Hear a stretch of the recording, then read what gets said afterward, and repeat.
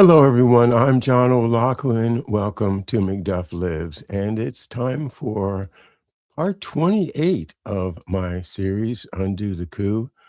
Undo the Coup ties in so deeply with my father's career and his career at Saxa that I've always just had the feeling that if we could just explore exactly what happened during that time in my dad's career, that we would be able to open up the Kennedy assassination. And I can't believe how important this book is that I just ran across last week. Um, Let me get it in focus for you. Huh, there it is.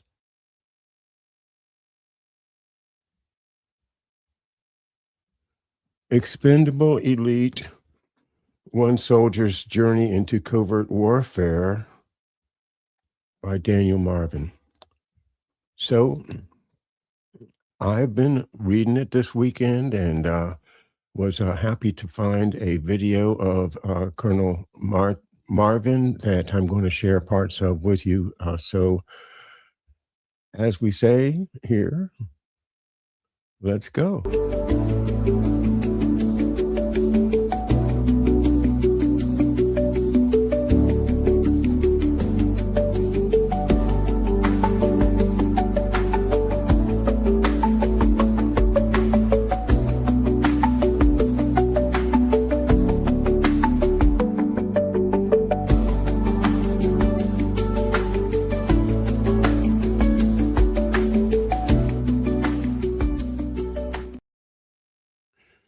Hello, once again. I'm John O'Loughlin. My father, Tom O'Loughlin, we came to call him McDuff on the show about 8 years ago, and it has stuck. So, if we're talking about McDuff, we're talking about Thomas F. O'Loughlin Jr., who died on June the 6th, 1971, after 10 years almost of working at a secret organization called SACSA, the Special Assistant for Counterinsurgency and Special Activities. That is a office that was connected directly to the Joint Chiefs of Staff. And the purpose of it was to direct special ops and counterinsurgency operations instead of what happened under the Bay of Pigs, which was directed by the CIA. In other words, this was President Kennedy's order, and you all may be familiar with NSAM 55 and 57, which did direct the Pentagon to take over special ops. Of course, the CIA did not want to let go of special ops, and my father was drafted into that SACSA organization as a special ops planner in February of 1962 as it was getting started. He was actually one of the first members of that organization. And it's remarkable that Fletcher Prouty was also there. And it is the organization that was to supplant the earlier Office of Special Operations in which Edward Lansdale ran. So this is the story of SACSA in a way, as well as it is Undo the Coup today on our Monday edition, because it's all the same question. How can we unwrap the actual history of what went on in the Kennedy administration and actually who plotted and who planned and who executed?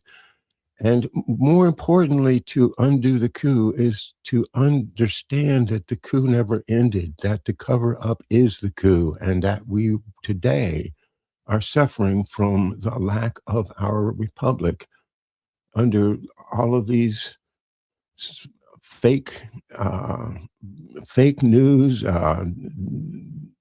psychological warfare against the American people, confusing us, driving us into separating. Even this Chinese professor talking about a civil war coming in the next year or two. This is this is insanity. And why? Well, because they still control. They still are pulling the puppet strings. And unfortunately, that goes all the way to the top, no matter who you favor in our political spectrum. All right.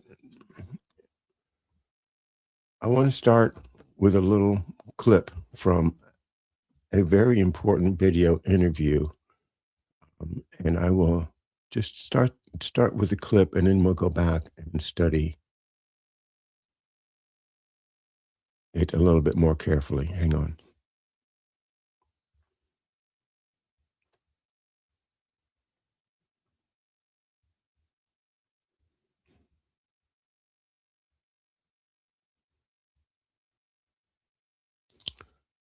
All right, this is Daniel Marvin, the author of the book Expendable Elite, published by Trine Day, our good friends at Trine Day, who publish so many great books.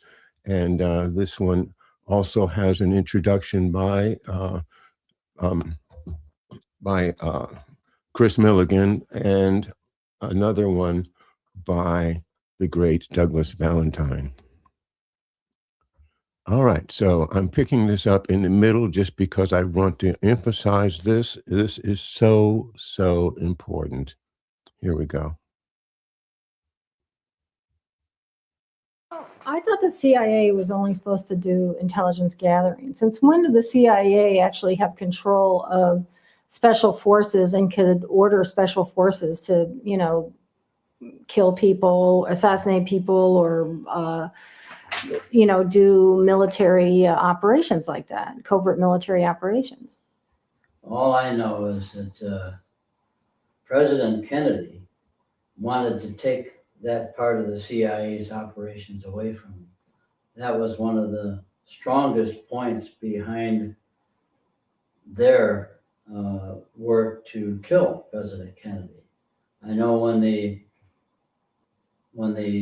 CIA instructors, when I was going through Special Forces training, just 2 months after Kennedy was killed, 3 months, we were told how the whole situation was set up with 4 different mafia hitmen, 2 of them from U.S. Mafia, one who I happen to know personally, and another one, and 2 mafia hitmen from the Corsican Mafia, who had set up along sites leading from the ambush site of President Kennedy to the hospital.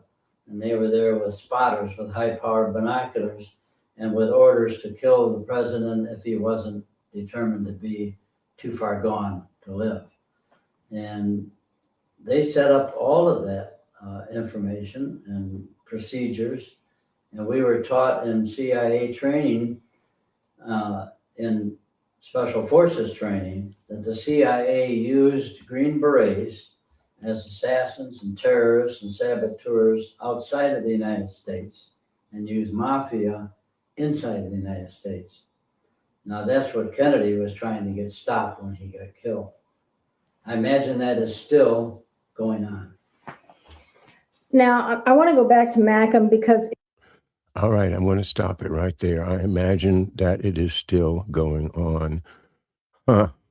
It's going on in spades. It's Murder Inc., times 1,000, whatever you want to say. This is, to me,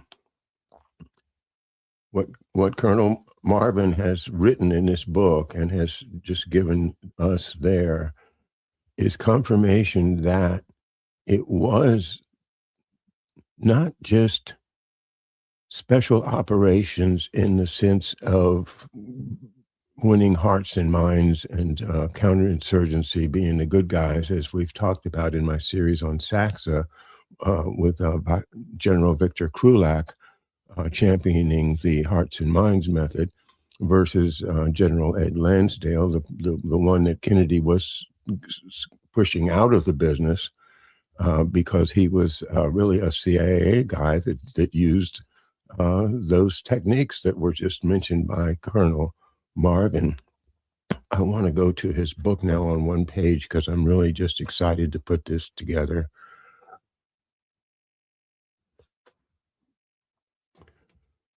All right, let's bring him off for the moment.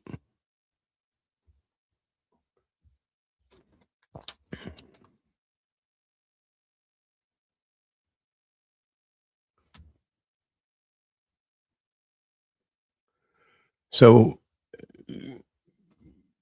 when Captain Daniel Marvin arrives in Vietnam as a special forces captain, he arrives and he meets his team as well as the South Vietnamese team.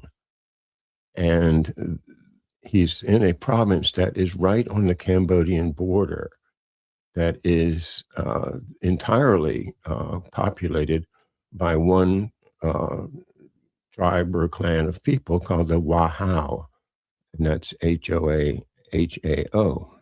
So the Wahao people are like the whole district. And he is coming in to replace the previous captain of the Special Forces A team right there on the border.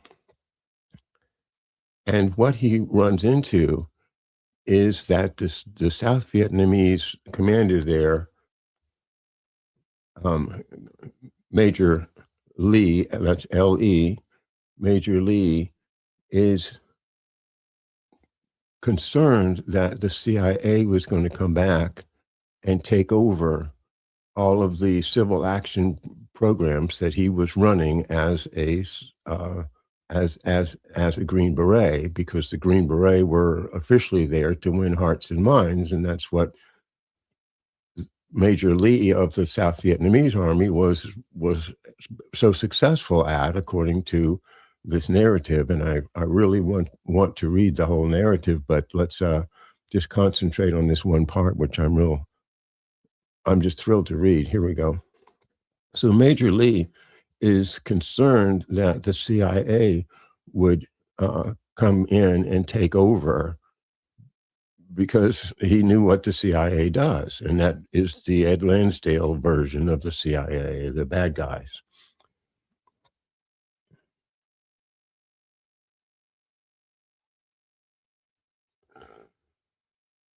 Perhaps seeming to acquiesce to Major Lee, the CIA would, using this covert mission, gain a foothold in the CIDG. The CIDG program is the Vietnamese program. It was started by the CIA, and I'm going to go over to Grok and give you some text that I'm just going to read so I don't have to try to paraphrase. The Central Intelligence Agency initiated the CIDG program in 1961 with roots in late 1961 experiments. It began as a covert effort under the CIA's Combined Studies Division in Saigon. The pilot project started in Buon Inao village with Rade tribes people. Green Berets provided training and advisory support from the outset, working under CIA direction. In 1963, control transferred from the CIA to the U.S. military's Military Assistance Command Vietnam, MACV, under Operation Switchback. After that, the 5th Special Forces Group ran the program, expanding it significantly, eventually to dozens of camps and tens of thousands of fighters. It ended around 1970 to 71 as part of Vietnamization. Okay, so the important thing is that here we have Major Lee complaining in 1960, this would be in 1966, I believe, that the CIA could, using a covert mission, gain a foothold in the CIDG program, which would then allow the company to again control powerful military paramilitary and irregular forces, and again, shape battle strategy. If successful, would the CIA move to recapture the quasi-military leadership role it once had, using special forces and armed indigenous personnel in overt and covert operations to affect the future in all of Southeast Asia? Only time would reveal the true result of that equation. I hoped more than anything that I would earn the respect of Major Lee and his people. So this is a young but experienced Army officer who, when he was 20 years old, when President Kennedy was assassinated in November of 1963, he was in the Army, and he volunteered for Special Forces because he wanted to wear the Green Beret that President Kennedy had so praised as the elite soldiers that they were. So this young man made a choice to become what he thought would be an elite warrior, never thinking that he was going to be called upon to give up his conscience, to give up his concept of honor, or to go against his faith. But yet, once they get swept into it, the pressure on them is terrific. And I think that is a story that is so important for young people to know, that it can be a trap that's going to send your whole life into uh, a very, very difficult and painful journey. And so I think in the terms of my father, in 1941, he was starting his last year in Harvard. He was a senior and very promising. But when the war drum started beating, he joined the naval, the college recruitment part of the Navy, and then he went directly into the Navy, and his career just ended him up at Saxa, where they had successfully pried control of these special forces in Vietnam away from the CIA. And that is what I think I can claim is a great victory for the good guys that my dad was part of. And I'm just so thrilled to share that with you this morning, March 23rd of 2026, 2 days after my dad's birthday. He would have been 106.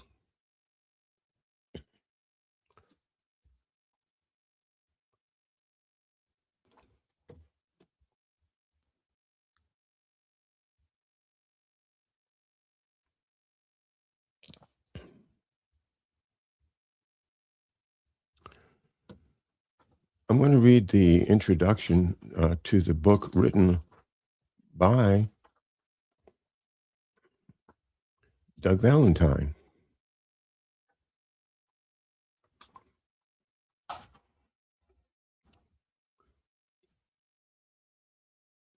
One Man Who Wasn't. Expendable Elite tells of how, as a Special Forces captain, Daniel Marvin almost became an assassination team leader for the United States government. That experience has affected him for the rest of his life. The book is also a fascinating glimpse into the early years of the Vietnam War, offering a very human story about a man who struggled under perilous circumstances and his quest to find peace of mind. The tale begins at Christmas 1965, when Dan found himself commanding a Special Forces A team in the district of An Phu on the Cambodian border. The war had just heated up, and few Americans knew how to fight a counterinsurgency. The United States Army was looking for the Special Forces to show the way. Dan was in charge of a unit that controlled the civilian irregular troops of the militant Buddhist Hua Hao sect. That is the CIDG, the irregular troops made up of civilians. Dan formed close personal relationships with many of the Hua Haos, but as commanding officer, he found it necessary to maintain more of a distance from his own men to avoid any chance or appearance of favoritism in assigning the often highly dangerous missions. Dan's voluntary assignment included cross-border operations that would extend up to 3 kilometers into Cambodia to seek out and destroy the Viet Cong in their sanctuaries. He also ran intelligence networks inside Cambodia with multiple female agents. At this point in the war, intelligence gathering was an overriding concern, especially to the Central Intelligence Agency. In June 1966, CIA officer Walter McKim visited Dan at his camp in An Phu. McKim asked Dan to develop and execute a plan to assassinate Cambodian Crown Prince Norodom Sihanouk. It was a proposition that would change Dan's life. The pivot point of Expendable Elite is that Dan did not unequivocally accept this request to kill Prince Sihanouk.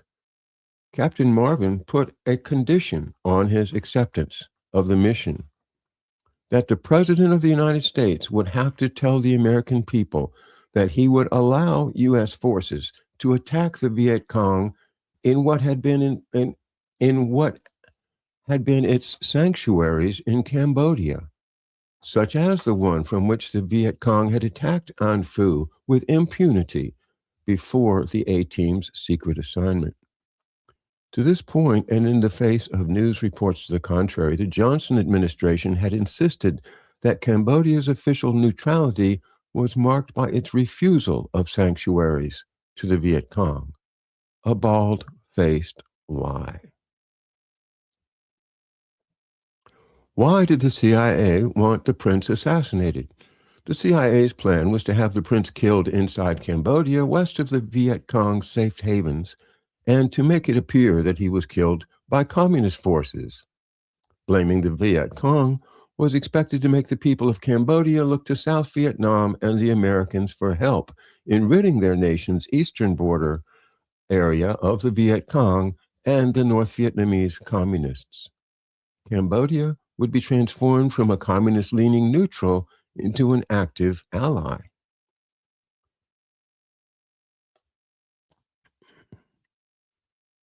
Lest this seem far-fetched, let me hasten to add that documentation exists that provides details of Operation Cherry, a three-pronged CIA effort to find and assassinate Prince Sihanouk, activated in 1967 after Dan left Vietnam. This and the revelations from the 1976 Select Committee to study governmental operations with respect to intelligence, generally known as the Church Committee, demonstrates the fact that assassination was, in 1966, official CIA policy.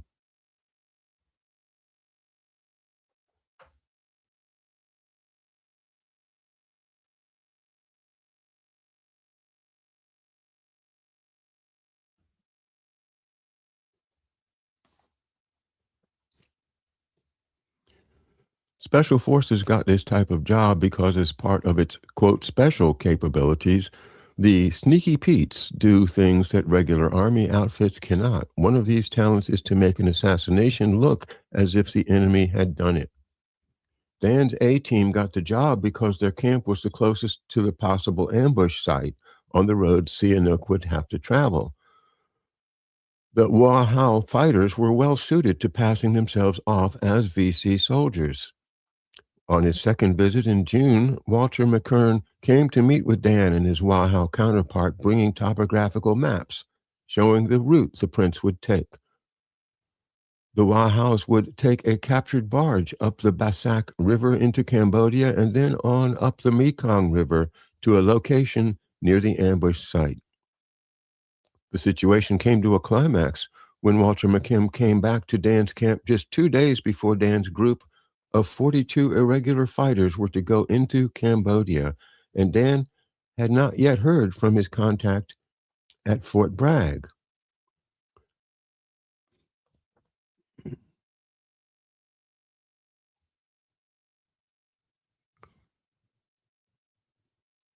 Who was to confirm that President Johnson had met the conditions of Dan's quid pro quo. So Dan is like getting ready to jump off with a mission, but he's not going to go into Cambodia without the president acknowledging that, yes, the Viet Cong have sanctuaries right across the river, and that we were not going to let it happen. We were going to fight them, because he knew that if he got over into Cambodia and either got in trouble or perhaps did execute the mission, that he was in a lot of danger, because he was completely off the books. There was nobody was ever going to swear that he, confirmed that he was even there, and he could easily, and his whole team, be disappeared by the CIA. And that's the story that's unfolds in the book. I've read about a third of it so far. So that is what he's most concerned about, is the fact that they're off the books. At any time, the CIA can, get rid of them.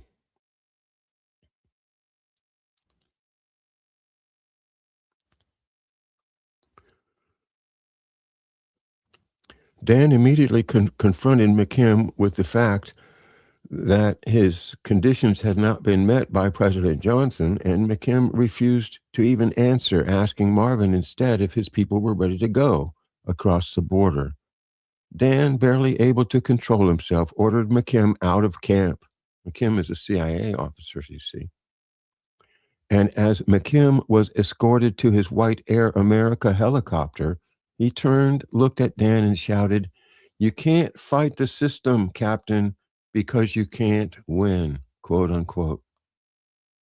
Wow. Isn't that it all in a nutshell? Is that very few people are going to stand up and stand for their conscience. And most people are so embedded in the system that they have to make that compromise. It's just chilling, because I know that this was my father's work, was to try to win the hearts and minds and fulfill President Kennedy's promise to take these special operations and these assassinations out of the hands of these out of control killers at the CIA.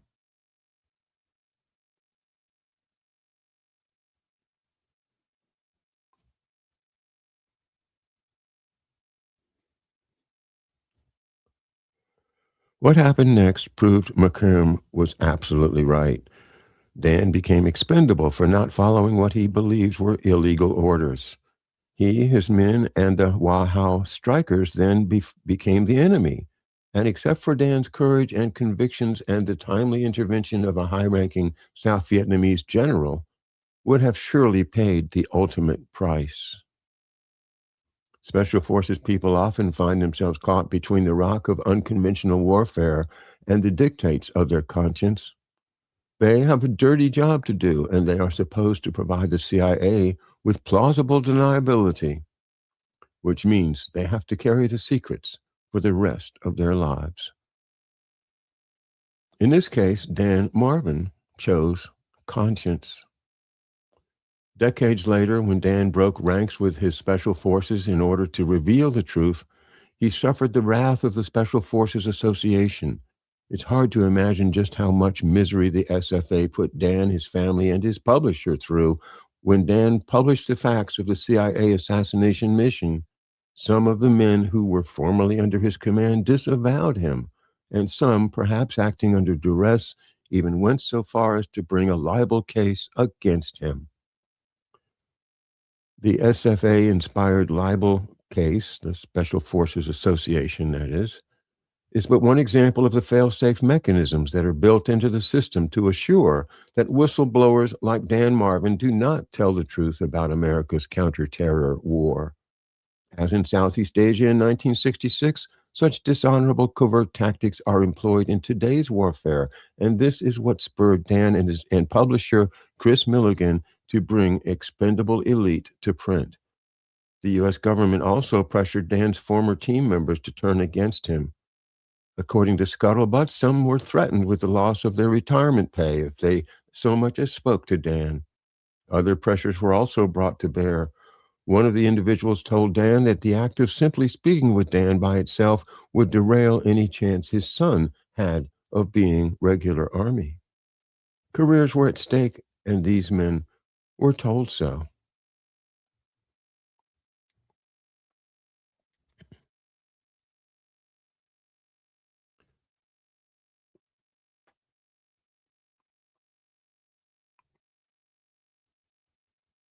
For Dan, the price went way beyond his career. His entire livelihood was put at risk. The Special Forces Association, in its quarterly publication, The Drop, said it would provide the attorneys and pay the expenses of the plaintiffs who would take Dan to federal court. Why would the Special Forces Association, nominally a fraternal organization, go to this extent? The answer is that they wanted to hide the facts of what special forces are really involved with in their day-to-day operations as counterinsurgents, terrorists, assassins, and saboteurs. And this is why Dan Marvin's story is so important. It dispels decades of disinformation about the Vietnam War, and it cuts through all the layers of plausible deniability to tell the unsettling truth about how our own government resorts to these methods, not only in its foreign affairs, but in how it will attack an honorable veteran here in the United States in order to preserve the, quote, official story, unquote. In Expendable Elite, you will learn about unbelievable things that were not only possible, but were routine in Vietnam. Many men that have been through these conditions are afraid to come forward with the truth. Well, here is the true story of one man who wasn't, by Doug Valentine.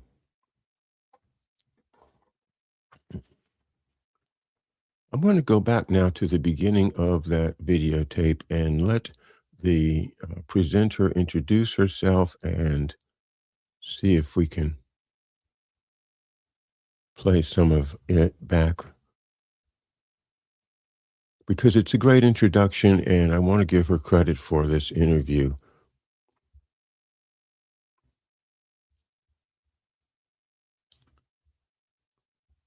Be right there. There we are.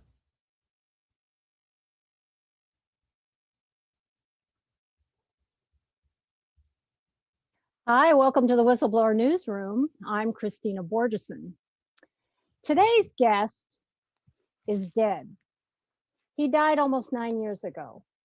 He called himself Dangerous Dan.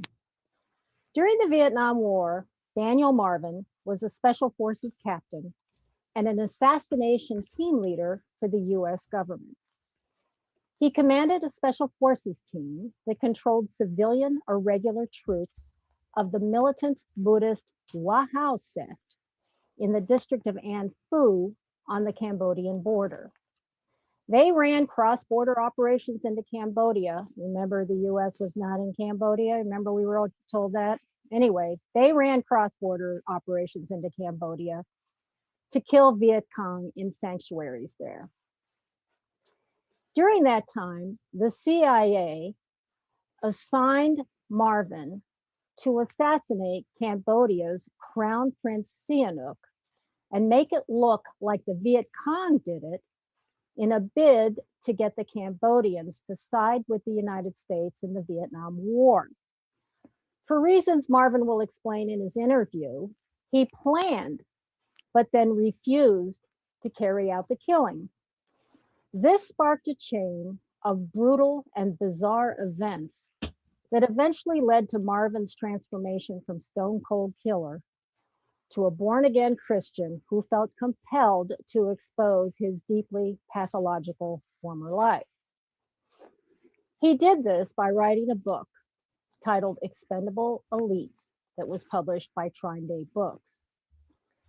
So, why am I taking you into Dan Marvin's deep, dark world today? To show you what he wants you to see. He wants you to see the inhumanity, the pathology of war, of unbridled power, of secret government agencies accountable to no one, arrogating to themselves the power of life and death over anyone, anywhere. This all still goes on today, every day, all around the world. But you can't change what you really don't know about, which is why I think Daniel Marvin is an important messenger. What you're going to hear today is the last videotaped interview he ever gave. I arrived in Vietnam. I volunteered to go there with Special Forces. The day before Christmas, I reported to Colonel William Tuttle, who was the commanding officer of C4, which was the detachment that was in charge of all Special Forces operations in the entire 4th Corps of Vietnam. Colonel Tuttle called me into his office on Christmas morning of 1965 and asked me if I would volunteer to take the independent command at An Phu, Vietnam, which would be the first command that would be permitted to go across the border following the enemy and actually go against the enemy inside of Cambodia. But at the same time, he assured me that there would be no support whatsoever. There'd be no artillery support, no medevac support, no ground support, no support of any kind when we were in Cambodia. And if we were caught inside Cambodia, we would be dropped from the rolls as deserters from the United States Army. And before he was finished talking, he reminded me that it would be as if I never met him when I left his office that day, because this would be a compartmentalized operation. I would be totally in command as an independent operation, and he would never admit that he ever had even asked me about it. So when I left that room, I started in my mind taking mental notes and then transferring them to 3x5 cards throughout my whole time there in An Phu, Vietnam, to protect me should the government decide that I was expendable. And as a matter of fact, in June of 1966, when I refused the request to assassinate Cambodian Crown Prince Sihanouk, that's the, excuse me. We're gonna have to start that one. Yeah, okay, go ahead. What was I trying to get to there? You were saying that, Oh, okay. When I accepted the assignment, I also had the decision to make when Walter McKim brought the request to me to arrange for the ambush and assassination of Cambodian Crown Prince Sihanouk, that once I made up my mind on that and gave him a response to it, that I would suffer any consequences from the United States if I refused to do it. That's why my book is called Expendable Elite. Believe me, we feared absolutely no one except our government should we be declared expendable. Well, when I refused that mission to assassinate Sihanouk because President Johnson refused to act on my quid pro quo which actually was for him to tell the American people that he was not going to allow the enemy sanctuaries, safe havens, or the use of the Mekong River in the future. When he didn't do that, then I unilaterally aborted the mission to kill Prince Sihanouk, and then I put myself in jeopardy, perhaps if you would think so, for the rest of my life. Now talk about this Johnson's policy. I mean, what are you saying that the president of the United States was giving a safe haven to the enemy? I mean, that sounds outrageous. When he took over the White House. I'm sorry, who took over the White House? When President Johnson took over the White House after John F. Kennedy was assassinated, he arranged verbally, and all those kind of things are verbally so that there's no record of it, for the enemy to have sanctuaries all along the Cambodian border. And he did that by ordering our forces never to fire into Cambodia. And it's a good example of what can happen. On my way to my camp, we flew over a camp called Vinh Cha, which sat right on the border canal between South Vietnam and Cambodia.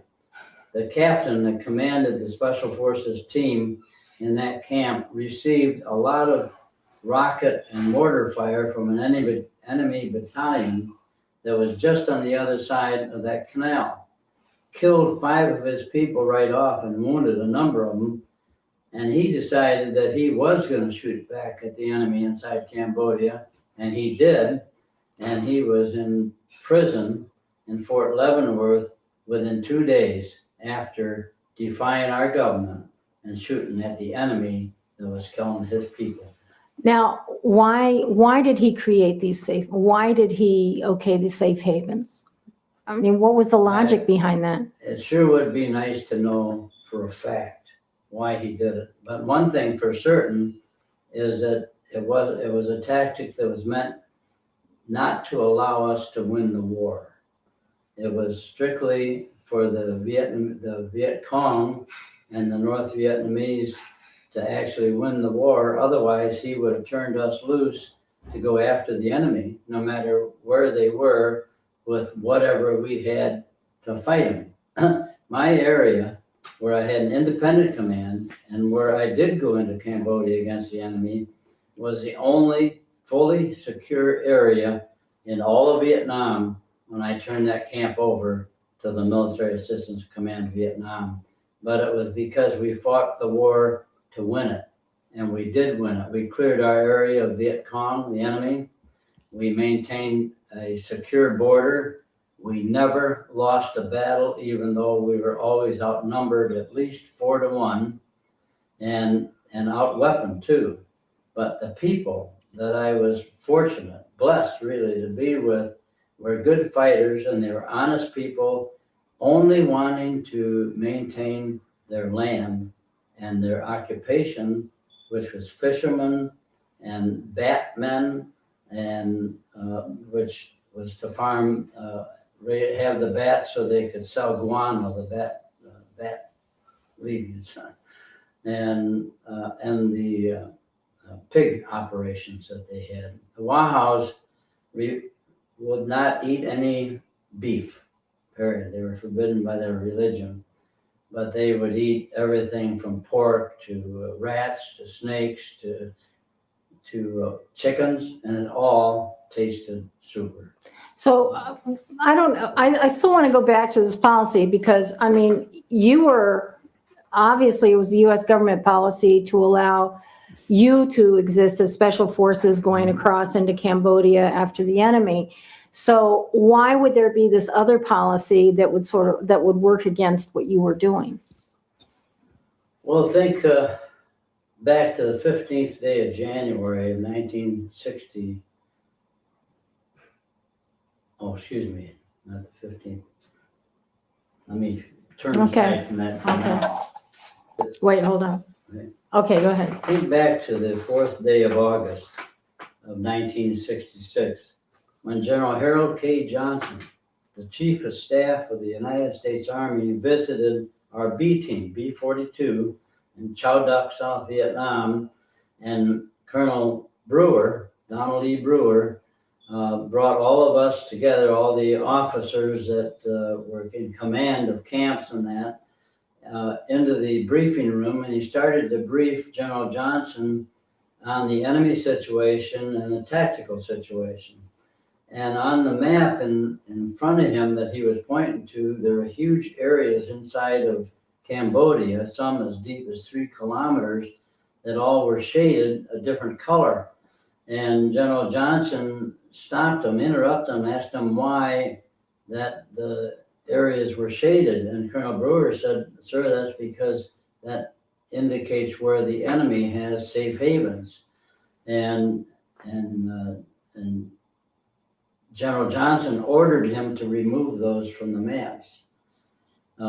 Colonel Brewer told him, General, those really are sanctuaries, and these men that are behind you can testify to what enemy units are in those sanctuaries.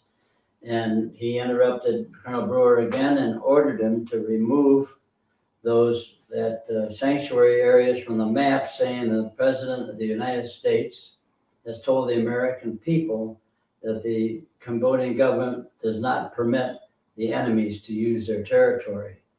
And Colonel Brewer started to hesitate, and then General Johnson got up out of his seat, walked over, bent over, and said something in Colonel Brewer's ear that caused him to immediately order the operations sergeant to erase all of the safe havens.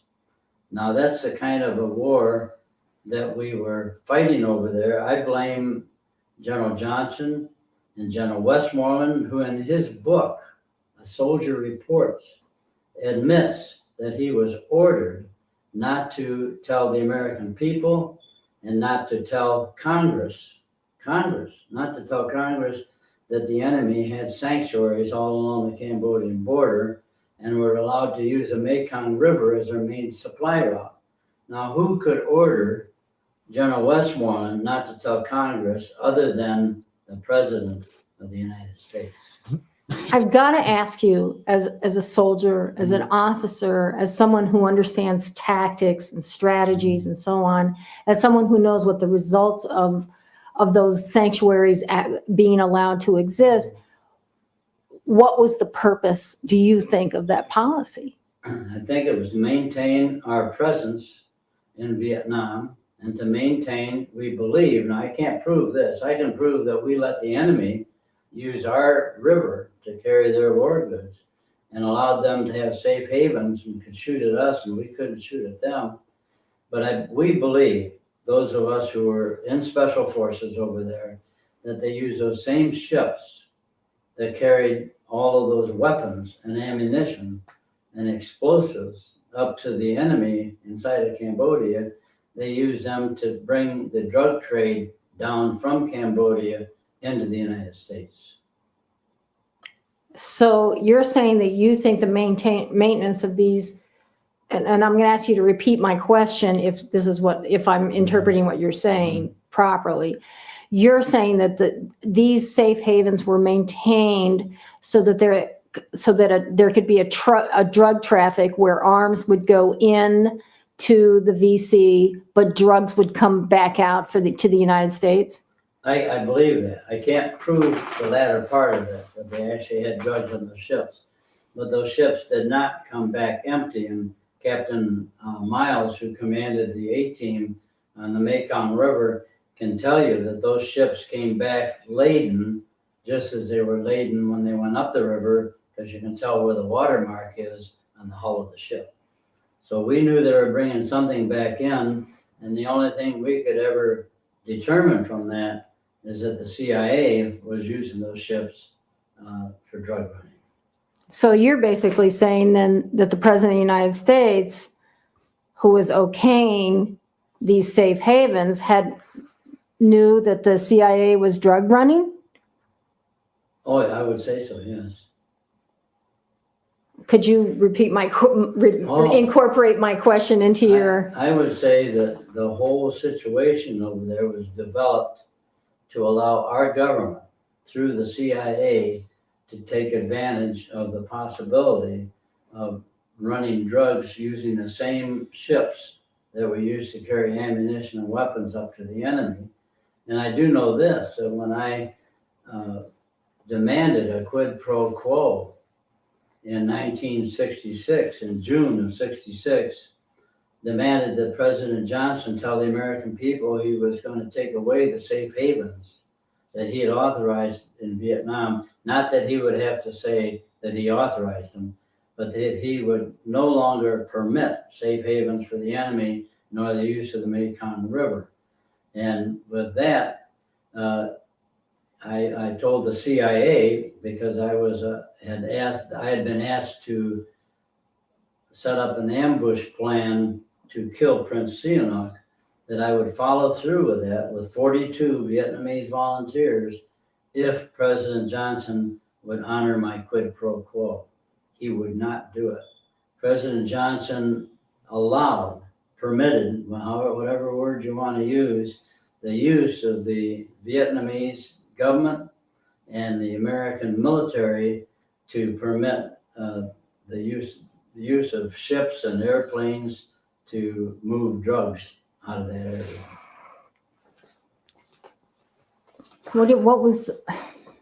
Who got the money for those drugs?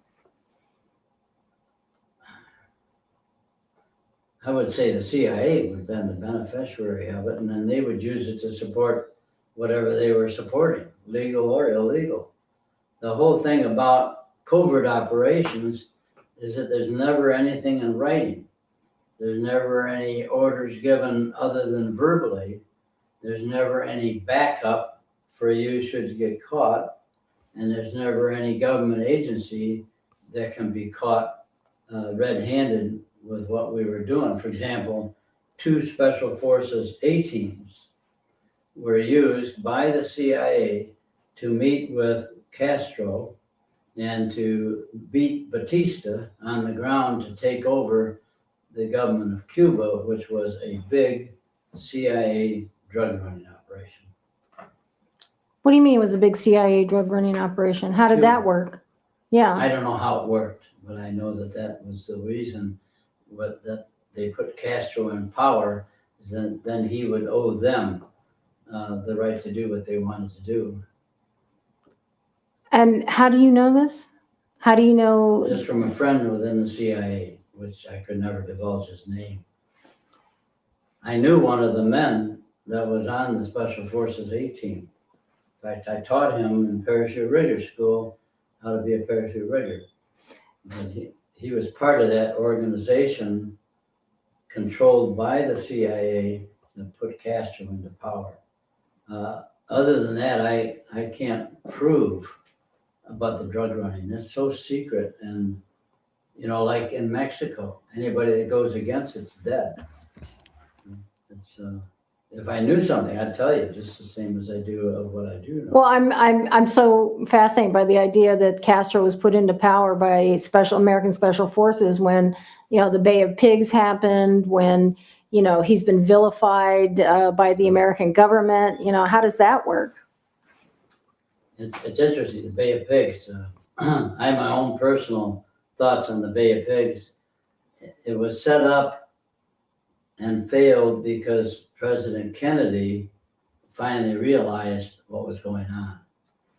You know, when in 1961, I was in France, and I was a European theater air item surveillance officer, and also in charge of logistical support of unconventional covert operations in the European theater for the 10th Special Forces Group. In 1961, I worked with 2 A-teams from the 10th Special Forces and developed a complete plan and program to arm and equip 200 Polish freedom fighters in Poland to fight against the Russians, who was our enemy in those days. And it got to the point, it was all based on a top secret / cosmic orders that I had received to support this operation, which came out of NATO. And with it, we worked together for maybe a few weeks to develop the plan and everything, and had enough Let me have a sip. Yeah, go ahead.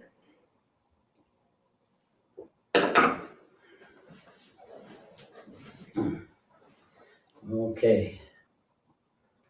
We received an order from NATO to work with the Special Forces. I was, oddly enough, the only officer at the secret Saint Andre depot in France, which was 60 miles west of Paris, that had a top secret cosmic clearance. Now, the cosmic part meant you were able to be involved in NATO top secret operations.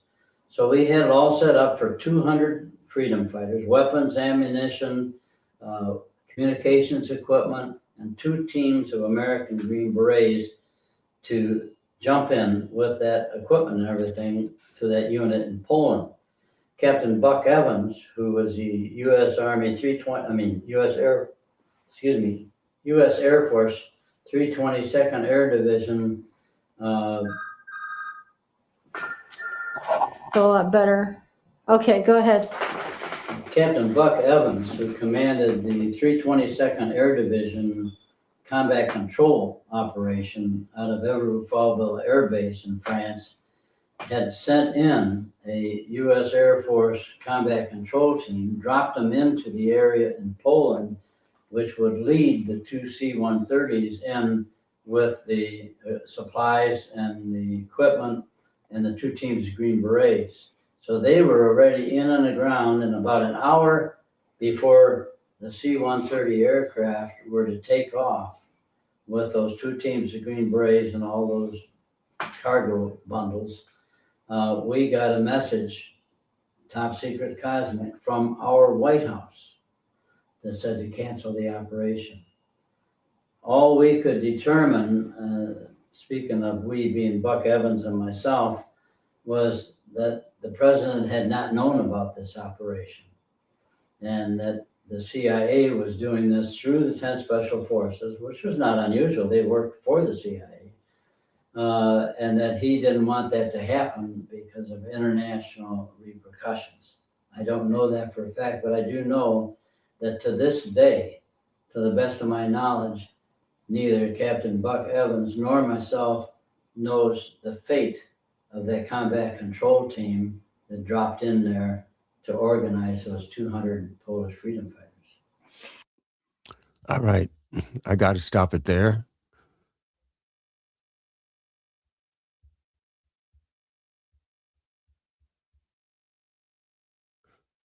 It's a very well written book, and I may decide to come back on and read some of the book to you, as I love to read books on the show, especially well written ones like this. It's amazing. The narrative really flows. A lot of stories in this book that you'll really be interested in reading. But back to the main reason that I was so thrilled to read these portions of the book is that my working theory has been all along that President Kennedy understood the harm we do with the ugly American approach to counterinsurgency, where we set up internal divisions and they have a war inside the country. This is the style of the British. This is what people like William Donovan learned from the British when the British basically set up our OSS. So this dark side of counterinsurgency is basically all that we know. It's all that there is in our media. But there's always been the good side of counterinsurgency. It's just that you have to let it happen. And it's amazing that in this book, we see this Wahau community was actually making it happen with the help of the Americans, but also with their own indigenous militia, the CIDG.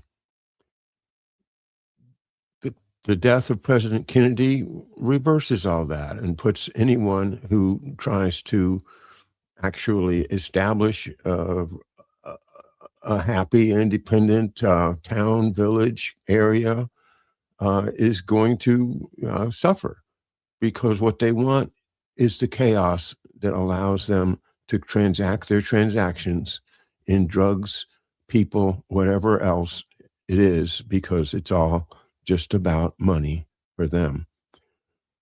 Wow.